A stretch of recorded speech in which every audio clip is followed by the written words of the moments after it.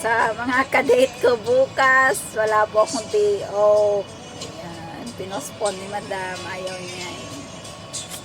Ayan, lumayas lang lahat, ako lang mag-isa dito sa bahay, kaya nag-aura si Inday. Lalayas din ako. Magpapacking ako ng package ko. So, ayan po siya, ang dami. So, magta-taxi po ako, ayan. Sana hindi na naman ako maloko ng taxi driver. Ayan. Diba? Pretty. Pretty ang birthday girl, pero sad kasi ako lang mag-isa. But thank you dahil binigyan ako ni God ng blessings. Napakadaming blessings na binigay niya sa akin. Ayan. Thank you so much, Lord, dahil lahat ng biyaya binigay mo sa akin.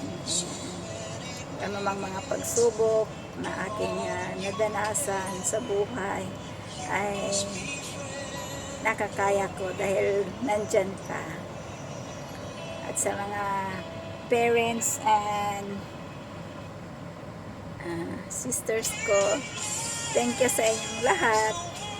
Sa brothers ko, salamat sa mga greetings. Na-shock ko kay not expected yung mga taong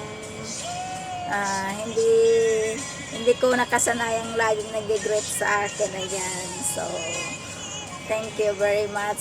Alam ni God kung sino ka. So, hindi ko i-mention kasi I know na naging masaya ako ngayon dahil nag-greet mo ako, brother. Thank you very much. Sa mga brother ko na laging nandyan para sa akin. Thank you.